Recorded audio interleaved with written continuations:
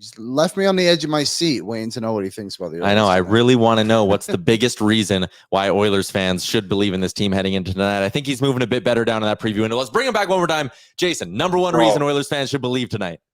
I'm battling Wi-Fi right now. So Oilers got to believe they get to their offensive game, they can do it.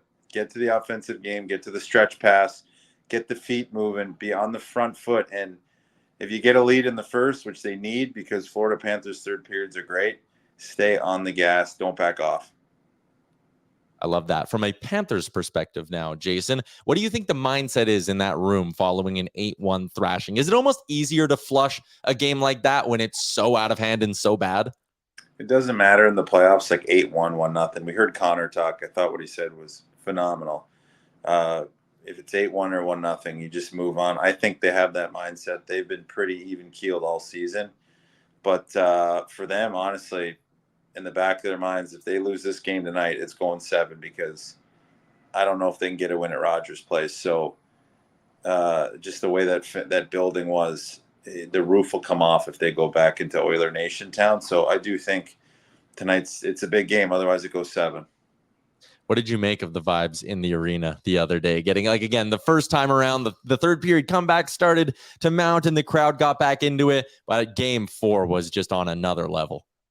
Yeah, it was insane. When they showed Cassian, when they showed Messier, the place went absolutely bananas, and the fans were incredible. It was one of the greatest, honestly, in all the playoffs I've been a part of and teams I played on. It was probably the greatest atmosphere I've been to at a hockey game and a sporting event. It was insane. Everybody I know that was there was like, it was one of the best sporting event moments. That game was insane.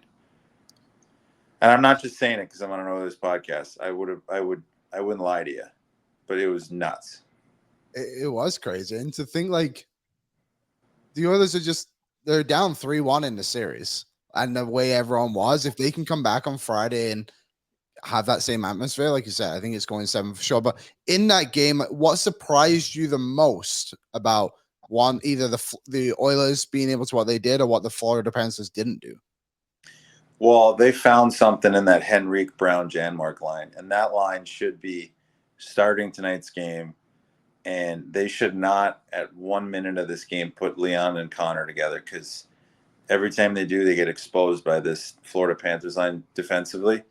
You got to roll with that Janmark line. That Janmark line has been incredible. Connor Brown's been a dog on a bone, and absolutely, it's been the best line in the last 2 games. You got to roll them out tonight right off the puck drop and let them be your engine again because they've been so good.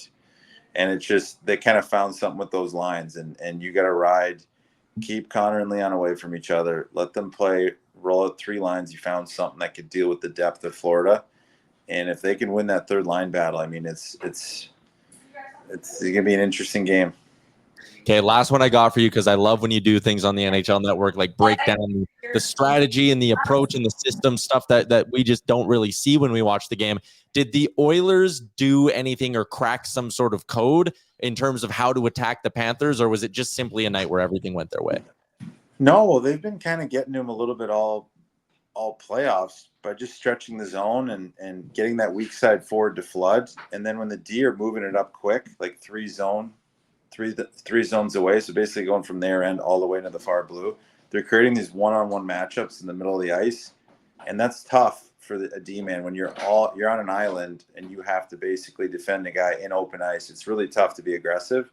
And they're buying themselves a little bit of time. And then last game, their third guy, so on the Connor goal, he beats his guy up ice. Holloway beats his guy up ice on the Holloway goal. And then obviously the Henrique goal, he gets underneath the third guy. They found something and broken that pressure of Florida.